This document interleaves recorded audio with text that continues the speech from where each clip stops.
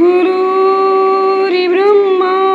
गुरुर्विष्णु गुरुर्देवो महेश्वरा गुरुर्साक्षात् परब्रह्म तस्मै श्री गुरवे नमः। कर्पूरगौरं करुणावतारं संसारसारं भुजगेन्द्रहारं सदा वसन्तं हृदयारविन्दे भवानी सहितं नमामि नमामि। ओम नमः शिवाय। शिवजी सदा सहाय। ओम नमः शिवाय। गुरुजी सदा सहाय। शिवजी के किरातावतार के प्रसंग में श्री कृष्ण द्वारा दैत्य वन में दुर्वासा के शाप से पांडवों की रक्षा। व्यास जी का अर्जुन को चक्र विद्या और पार्थिव पूजन की विधि बताकर तप के लिए सम्मति देना। अर्जुन का इंद्रकील पर्वत पर तप, इंद्र का आगमन पुण्य और अर्जुन को वरदान। अर्जुन का शिवजी के उद्देश्य से पुनः तप में प्रवृत्त होना।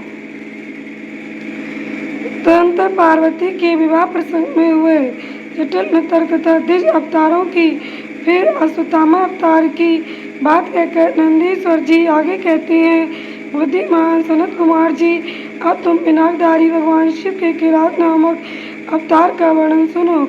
उस अवतार में उन्होंने मुख नामक दैत्य का वध और प्रसन्न होकर अर्जुन को वर प्रदान किया था।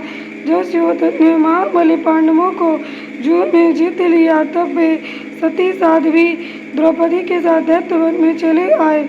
वहीं वे पांडव सूर्य द्वारा दी हुई पटलोई का आश्रय लेकर सुखपूर्वक अपना समय बिताने लगे। प्रियवर, उसी समय सूर्यधन ने आदरपूर्वक मुनिवर दुर्वासा को छल करने के प्रयोजन से पांडवों के निकट जाने के लिए प्रेरित किया। तब महर्षि दुर्वासा अपने 10,000 शिष्यों के साथ आनंद पूर्वक वहां गए और पांडवों से मनोनुकूल भोजन की याचना की। तब उन सभी पांडवों ने उनकी प्रार्थना स्वीकार करके दुर्वासा आदि तपस्वी मुनियों को स्नान करने के लिए भेजा। मुनीश्वर इधर अन्नाभाव के कारण वे सभी पांडव बड़े संकट में पड़ गए और मनीमन प्राण त्याग देने का विचार करने लगे। तब द्रौपदी ने श्री कृष्ण का स्मरण किया। वे तत्काल ही वहां आ पहुंची और शाक के पत्ते का भोग लगाकर उन सभी तपस्वियों को तृप्त कर दिया। फिर तो महर्षि दुर्वासा अपने शिष्यों को तृप्त हुआ जानकर वहां से चलते बने। इस प्रकार श्री कृष्ण की कृपा से उस समय पांडव संकट से मुक्त हुए। तदनंतर भगवान श्री कृष्ण ने पांडवों को शिव जी की आराधना करने की सम्मति दी। फिर व्यास जी ने भी आकर उन्हें शंकर के समाराधन का आदेश देते हुए कहा, शिव जी संपूर्ण दुखों का विनाश करने वाले हैं। वे भक्ति करने से थोड़े ही समय में प्रसन्न हो जाते हैं, इसलिए सभी लोगों को शंकर जी की सेवा करनी चाहिए।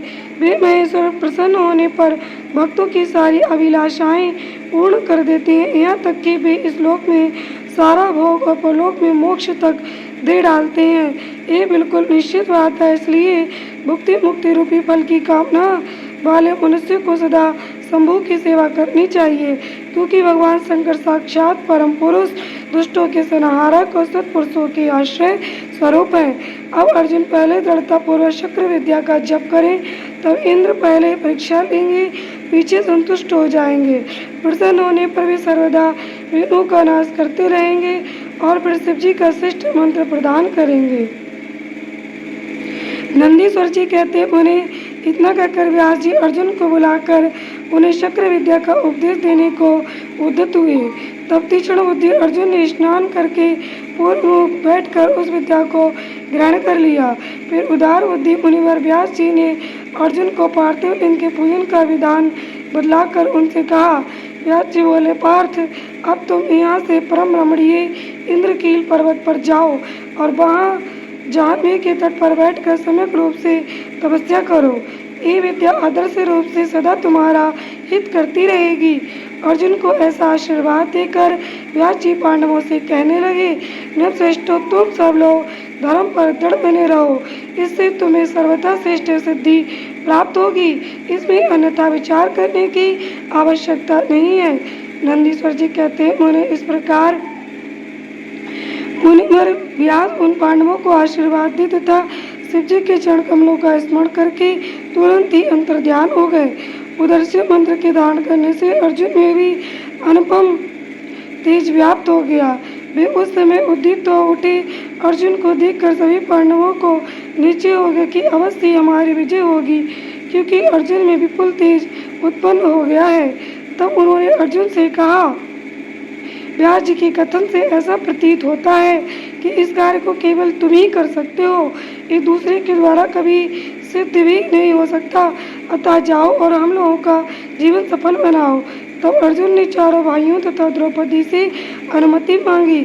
उन लोगों को अर्जुन के विछोह का दुख तो हुआ, पर कार्य की महत्ता देखकर सभी ने अनुमति दे दी। फिर तो अर्जुन मन ही मन प्रसन्न होते हुए उस उत्तम पर्वत इंद्रकील को चले गए। वहां पहुंचकर वे गंगा जी के समीप एक मनोरम स्थान पर, जो स्वर्ग से भी उत्तम और अशोक वन से सुशोभित था, ठहर गए। वहां उन्होंने स्नान करके गुरुवर को नमस्कार किया और जैसा उपदेश मिला था उसी के अनुसार स्वयं ही अपना वेश बनाया। फिर पहले मन ही मन इंद्रियों का अपकर्ष करके वे आसन लगाकर बैठ गए। तत्पश्चात समसूत्र वाले सुंदर पार्थिव शिवलिंग का निर्माण करके उनके आगे अनुपम तेजो राशि शंकर का ध्यान करने लगे। वे तीनों समय स्नान करके अनेक प्रकार से बारंबार शिव जी की पूजा अर्चना करते हुए उपासना में तत्पर हो गए। तब अर्जुन के सिरोभाग से तेज की ज्वाला निकलने लगी। उसे देखकर इंद्र के गुप्तचर भयभीत हो गए। वे सोचने लगे, ये कहाँ कब आ गया।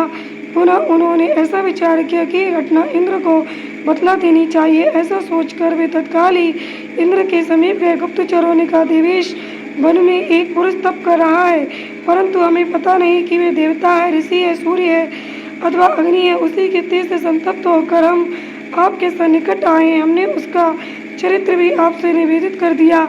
अब आप जैसा उचित समझे वैसा करें। नंदीश्वर जी कहते हैं, उन्हें उन गुप्तचरों के यूँ कहने पर इंद्र को अपने पुत्र अर्जुन का सारा मनोरथ ज्ञात हो गया। तब वे पर्वत रक्षकों को विदा करके स्वयं वहाँ जाने का विचार करने लगे। वे प्रवर अर्जुन की परीक्षा करने के लिए वृद्ध ब्रह्मचारी ब्राह्मण का वेश बनाकर वहां पहुंचे।